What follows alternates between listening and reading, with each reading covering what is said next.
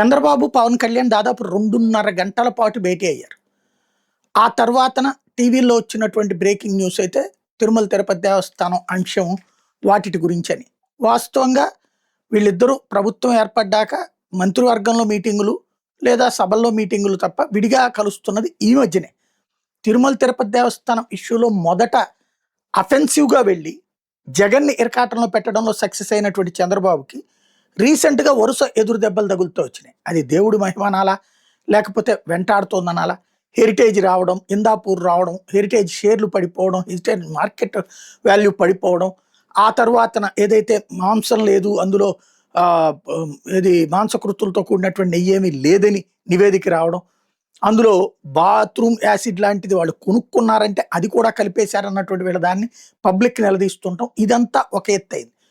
రెండవది వచ్చేటప్పటికి అది కంట్రోల్ చేయడానికి చంద్రబాబు గారు ఎంత చెప్పినా అది ఎక్కట్లేదు కాబట్టి మళ్ళీ పవన్ కళ్యాణ్, బీజేపీ అప్పుడు మాధవ్ను కూడా పిలిపించి మాట్లాడి ఇద్దరిని కలిసి రెచ్చిపోమన్నారు. ఇద్దరు కలిసి చాలా ప్రయత్నించారు.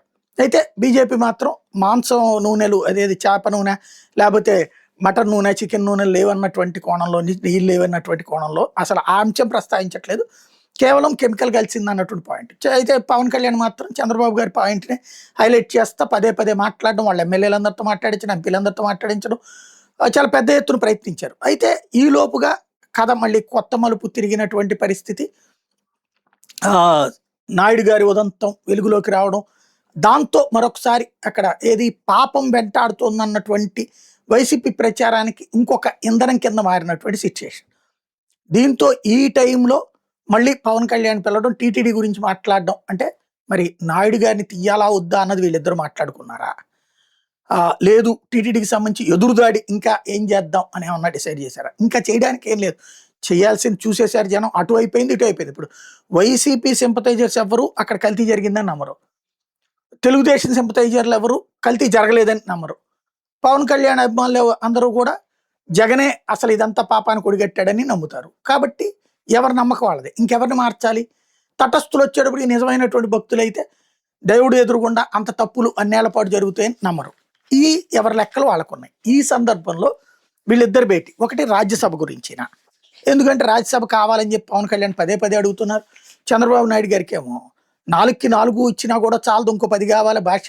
భాష్యం ప్రవీణ్ దగ్గర నుంచి ఇదే భాష్యం అధినేత ఆయన ఎవరు ఉన్నారు కదా, భాష్యం అధినేత ఒకవైపు, తర్వాత ఇటు గల్లా జయదేవ్ ఒకవైపు, డబ్బులు ఇచ్చి తీసుకోగలిగిన వాళ్ళు ఒకవైపు, పార్టీ వైపు నుంచి ప్రెషర్ మరొక వైపు ఉంది. అటు సానా సతీష్ని కంటిన్యూ చేయాలి, ఇటు పక్కన కిలార్ రాజేష్కి ఇవ్వాలి. వాళ్ళకి ఇస్తేనే ఆయన 2 అయిపోతాయి. మళ్ళీ ఇటు పక్కన రావాలి. అప్పటికి లింగమనేని వాస్తవంగా తెలుగుదేశం మనిషిని జనసేన వైపు నుంచి టికెట్ ఇప్పిస్తారంటున్నారు. మరి వాటిట్లలో ఏమైనా మాట్లాడుకోవడానికి బీజేపీ అయితే మొదట 3 కావాలన్నది చివరికి 1కి సర్దుకోవడానికి రెడీ అయినటువంటి సిచ్యుయేషన్. ఈ నేపథ్యంలో అసలు వీళ్ళ చర్చ దేని గురించి? ఈ చర్చలు అయితే చాలా మంచిదే, కాకపోతే కూటమికి ఏం ప్రయోజనం జరిగింది, రాష్ట్రంలో ఏం మార్పులు వీళ్ళిద్దరు కూర్చుంటే వల్ల జరుగుతుందని ఇద్దరూ చెప్పట్లేదు. కాబట్టి ఏంటనేది ఎవరి ఊహాజనితంగా రాసుకోవచ్చు.